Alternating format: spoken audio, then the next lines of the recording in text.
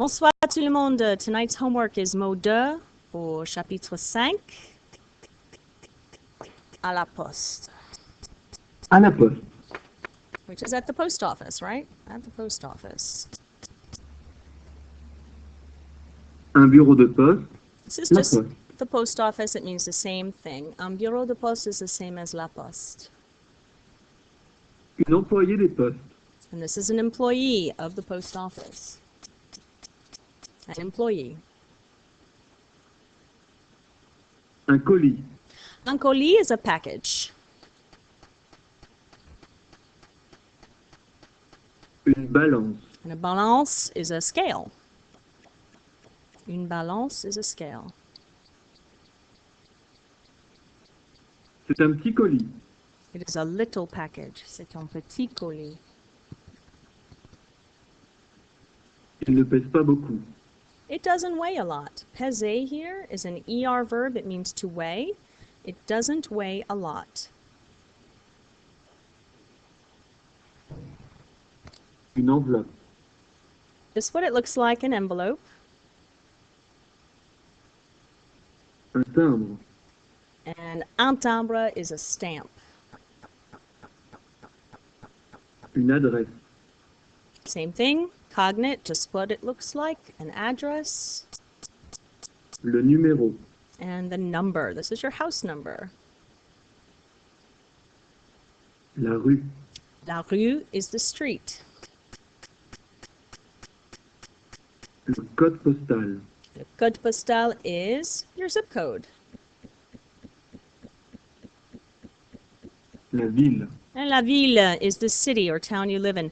Notice how in France, the code postal comes before your city or town that you live in. In the United States, we do it the other way around. Un distributeur automatique. Well, look at that, another distributeur automatique. This one gives you stamps. You put money in and you get stamps to come out. A stamp machine, I guess. C'est combien une carte postale pour les États-Unis? He's asking, how much is a postcard for the United States? Remember, the question word combien means how much or how many. It is how much a postcard for the United States. Un guichet. So this is the same word we've seen before. Any kind of ticket window or window that you go up to where you're buying something is a guichet. Serge a acheté des timbres. Passé composé of acheter, Serge bought some stamps. Il les a achetés à la poste. He bought them at the post office. So this pronoun les is taking the place of des timbres. And as always, the pronoun comes before the verb. He bought them at the post office.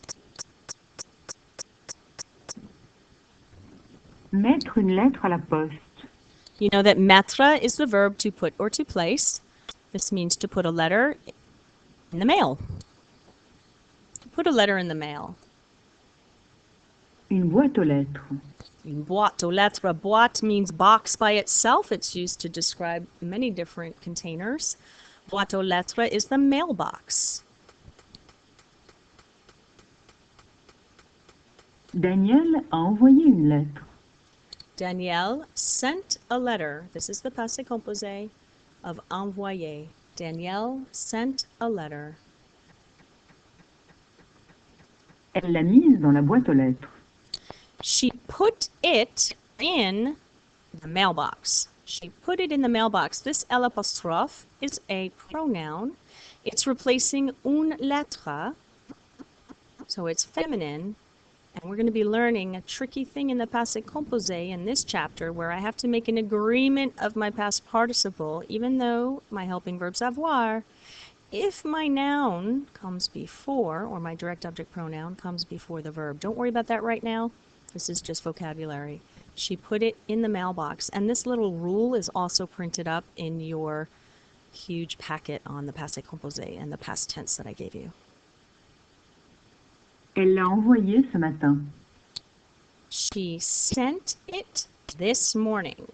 She sent it. That L apostrophe is still talking about that letter. This morning. Une factrice. Factrice is the feminine form for the mail lady, okay? The mail carrier, that's the feminine form. C'est la factrice qui distribue le courrier. It is the mail lady who distributes the mail. Le courrier is the mail. C'est aussi le facteur qui le distribue. So here's the masculine form of that word. Le facteur is the mailman. It is also the mailman who distributes it. This le is referring to le courrier.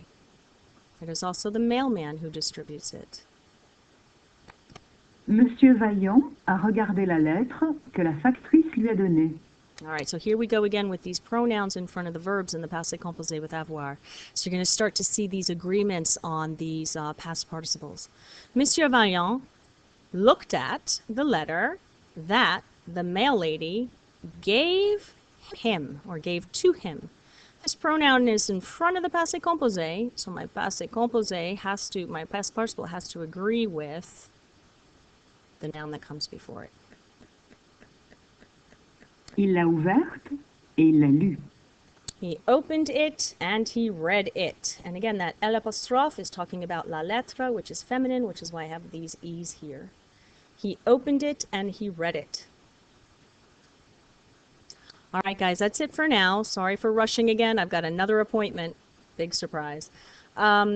We will go over this tomorrow or the next day, and I will see you tomorrow. À demain.